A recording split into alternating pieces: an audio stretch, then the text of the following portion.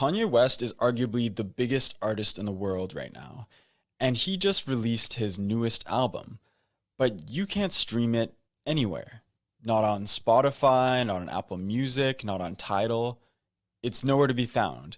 The only way you can listen to his album is if you pay $200. But when you pay $200, you don't just get the album, you also get a new device that Kanye created. So the question is this a good move for Kanye? Is this a great business tactic? But then also, is it good for the fans and is it good for the music streaming industry in general? Okay, well, let's start off with why Kanye is doing this to begin with. Well, Kanye thinks the music industry right now is broken and it really does not work well for the artists. And I think he's got a point. If you're an artist like Kanye under a label and you get a song that gets 10 million streams, in the end, you're probably only going to take home about $5,000. Which doesn't seem like a lot. Most musicians make money from other things though.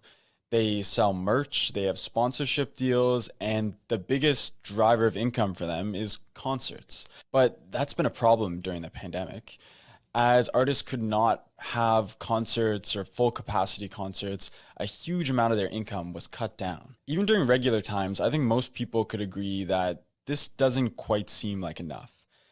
If a song is, for example, 3 minutes long and there's 10 million streams, that's 57 years of straight music.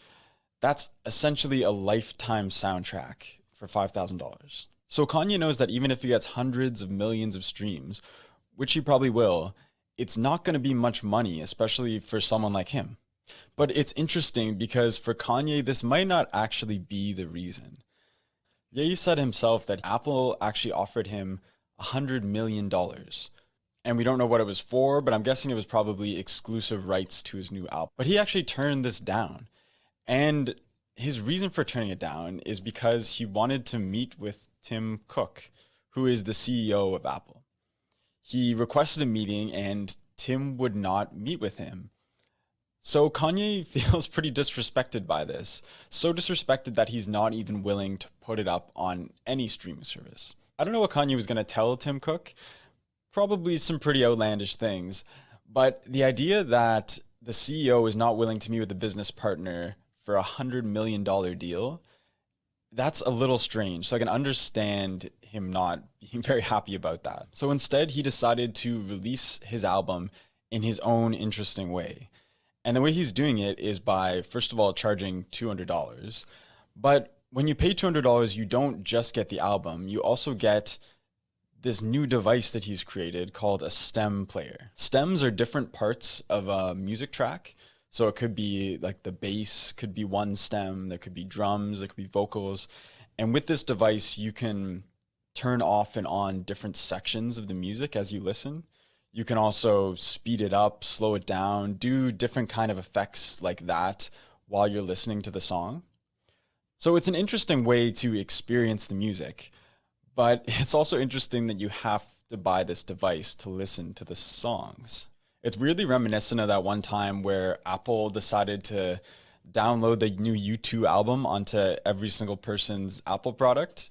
Like, if people want this device, they should be able to buy it separately. And if they want the music, they should be able to listen to it separately. It's pretty weird to say that these have to be together. But Kanye wants to be in the tech business, so this is his way to potentially get in. He said that he sold about 10,000 units within the first couple of days, which works out to $2 million in revenue. The thing is, it's not really $2 million in his pocket because you have to spend money to research and design how you're going to actually make this product. You're going to have to spend money to get the raw materials and to put it together. So in his actual pocket is much less. I'm guessing when you account for those initial sales and the sales up to now, he probably hasn't made 100 million off of it yet, but he could. We don't know. This is early days. However, in this case, you probably can't really compare the two.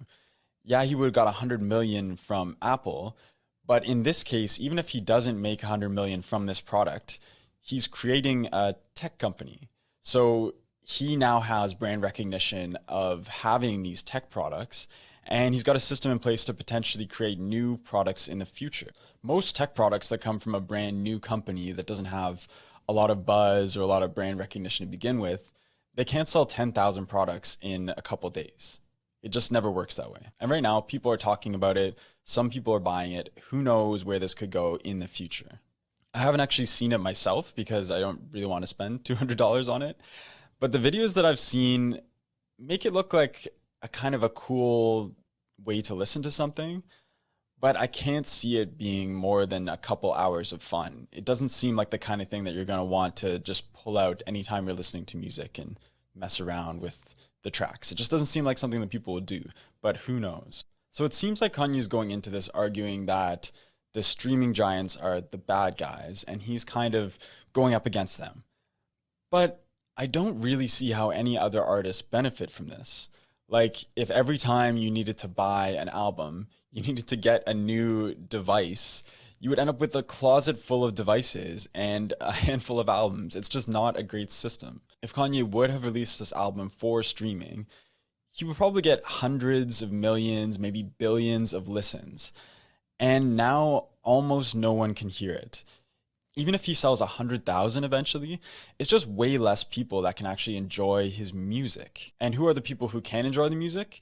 It's only those who can afford to pay $200, which is quite a bit of money for a lot of people. And not only that, they're forced to buy a piece of tech that they might not really want and might not use. So in the end, is it a good move for Kanye?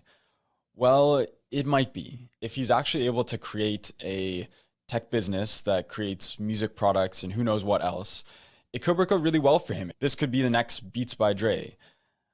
I don't think it will, but it's possible. So I understand what he's going for here. Overall, I don't see it as a great move for Kanye, though. It really does feel like he's not considering the fans at all.